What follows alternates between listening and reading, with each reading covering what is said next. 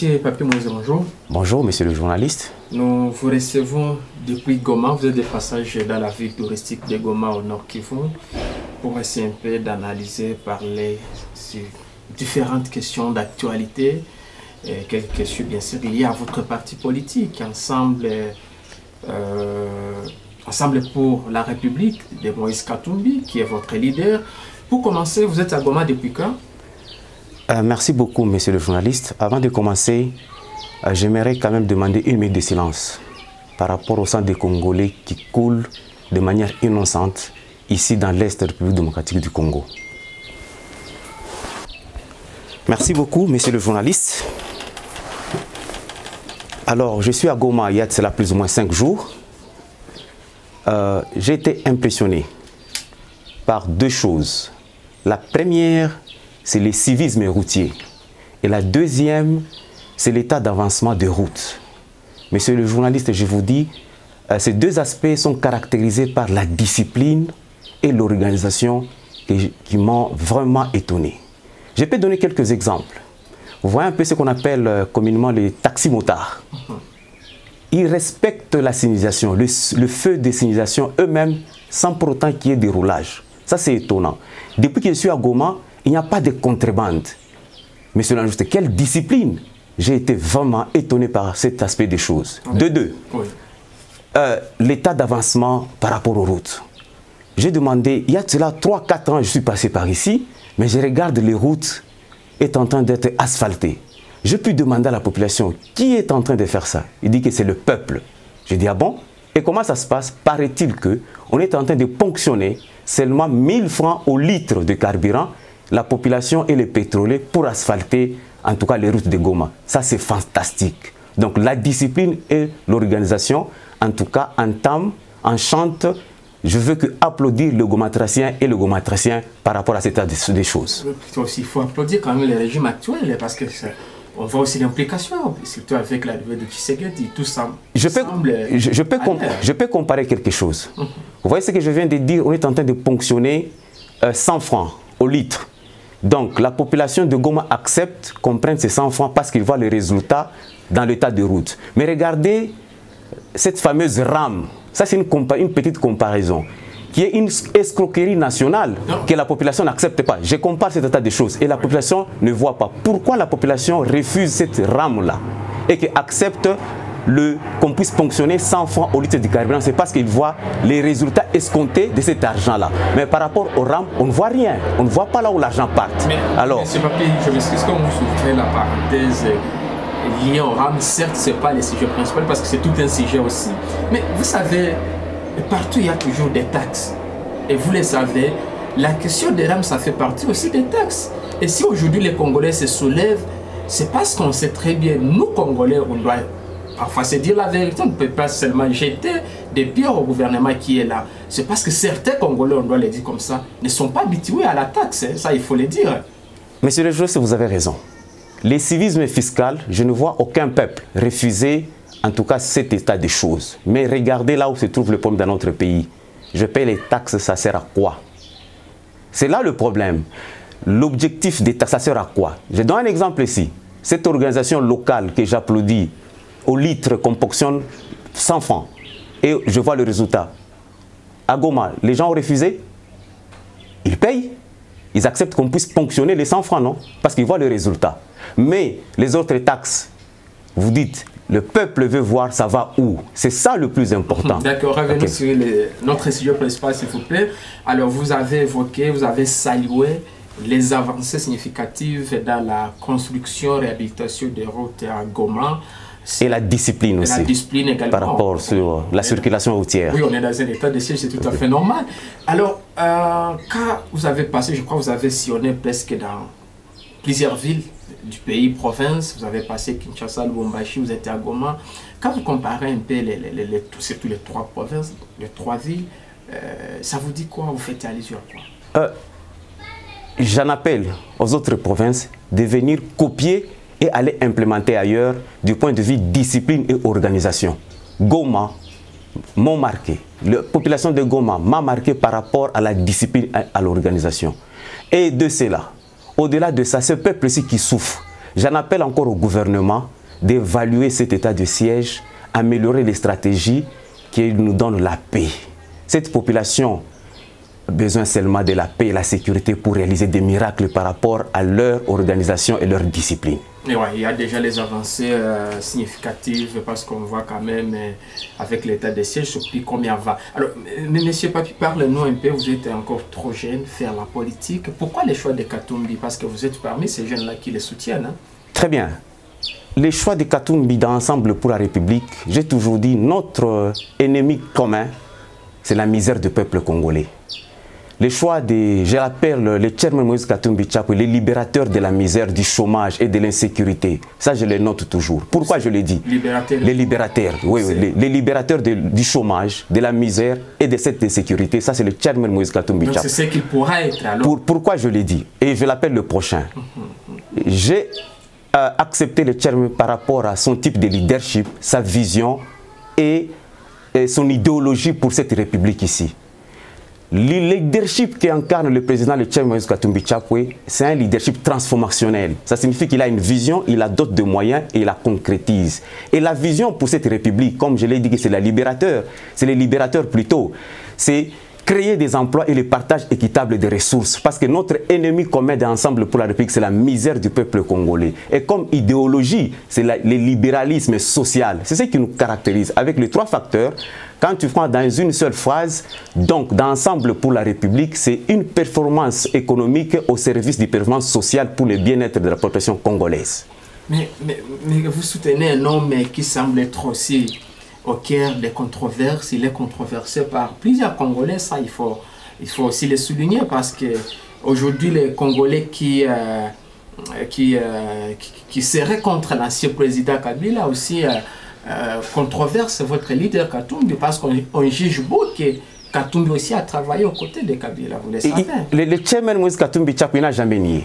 Il a été au président Kabila pendant plus ou moins 2 mandats et il a servi le pays. Rien à voir de chanter, il a travaillé pour le peuple congolais et nous avons vu ce qu'il a réalisé dans le Katanga. Mais ce n'est pas avec la richesse que les Katanga avaient à l'époque et aujourd'hui. Vous connaissez le problème de la rétrocession. Vous connaissez qu'il y a un problème de la rétrocession et le chairman a pu développer certains moyens à son niveau pour rendre les Katanga ce qu'il est. Je peux vous dire quelque chose. Il a trouvé par exemple le budget du Katanga avec plus ou moins 30 millions de dollars. Il a resté 1 milliard. Il a trouvé par exemple plus ou moins 300 000 élèves, il laisse à 3 millions avec augmentation de 14 à 40% des filles.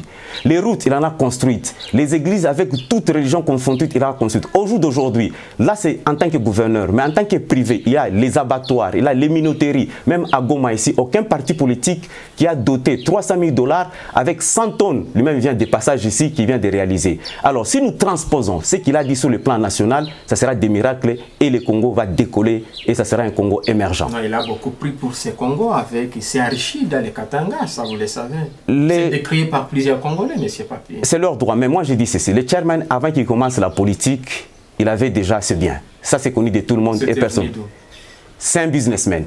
Il a travaillé et il nous a toujours prêché. C'est ce qui est bien avec nous, la jeunesse. Dans Ensemble pour la République, il prêche par le travail et le pragmatisme. Ça, c'est un autre aspect des choses. Le travail et le pragmatisme. On ne devait pas croiser le bras. Nous devons par contre travailler et être pratiques pour les résultats escomptés pour cette République. Katumbi, il est dans l'Union sacrée, un partenaire au président Tshisekedi. Ça, il faut le rappeler également. Vous, personnellement, vous militants, cadres, sympathisants de Katumbi, est-ce que vous soutenez le chef de l'État Tshisekedi? Écoutez, quand le chairman, il a dit, il y a 2 semaines ici, nous sommes dans l'Union sacrée et nous sommes venus pendant la journée dans les concertations. Avec nos ministres, nous sommes dans l'Union sacrée. À l'occurrence, je peux épingler le ministre des Transports, son excellence Chéribien Okende. Moi, je suis de cette école-là, qui prend toujours la République avant tout. Il se bat bec et ongle pour résoudre le problème de mobilité des Congolais. Anitouri, là, il vient d'envoyer ça un exemple. 10 bus Transco, qui a été jusque-là seulement à Kinshasa. Maintenant, c'est dans le remote, jusqu'un exemple. Nous soutenons, on soutient Bon, le président de la République, c'est vrai, mais nous soutenons, nous, la République. Nous voulons que la République avance. Là où il y a l'intérêt du peuple, nous applaudissons. Là où il n'y a pas d'intérêt du peuple, nous disons non. 2023, le bilan de Tshisekedi partagé avec Katumbi. On n'a jamais refusé ce problème de bilan. Nous avons nos ministres, on va partager le bilan. On n'a pas peur de ce bilan, mais à chacun son niveau. Et 2023, vous soutenez le chef de l'État? Écoutez, nous sommes ensemble pour la République. Et l'objectif dans un parti politique, c'est conquérir le pouvoir. Dans un parti politique, pour nous, il y aura alignement des candidats à tous les niveaux. Mais le destin du chairman Moïse Katumbi passe bien après la volonté du peuple congolais. Et qu'est-ce qu'on peut espérer de Katumbi en 2023? C'est quoi son plan? C'est ce que je dis. Le chairman Moïse Katumbi aujourd'hui, le destin du chairman passe après la volonté du peuple. Aujourd'hui, ce qui préoccupe l'ensemble pour la République du chairman Moïse Katumbi Tchapwe, c'est la misère, évacuer la misère du peuple congolais, à l'occurrence ce que vous venez de voir aujourd'hui. Parce que je vous ai dit, notre élément, notre ennemi commun, c'est la misère. C'est ça la préoccupation. Nous sommes des hommes d'État. Les hommes d'État réfléchissent d'abord à résoudre le problème de la population à travers la volonté du peuple congolais qui caractérise son bien-être. C'est ce qui nous préoccupe. Mais en 2023, nous allons aligner les candidats à tous les niveaux parce que nous sommes un parti politique bien organisé. D'ailleurs, j'en appelle aujourd'hui aux Gomatraciennes et aux Gomatraciens d'adhérer massivement d'ensemble pour la République du chairman Moïse Katumbi Tchapwe via son leadership, sa vision et son idéologie. Vous le dites, Katumbi, c'est quelqu'un qui se bat pour la misère du peuple congolais, mais aujourd'hui, quand on voit ce que les chefs de l'État font, Tshisekedi, c'est presque la même vision, cet homme-là, soutenu aujourd'hui par des Congolais. Tshisekedi se bat aussi pour la même cause. On ne refuse pas, on n'a pas dit, mais nous demandons au gouvernement de faire encore plus. C'est ce que nous disons. Nous sommes dans l'Union sacrée. Je t'ai épinglé quelque chose ici, du point de vue transport par exemple.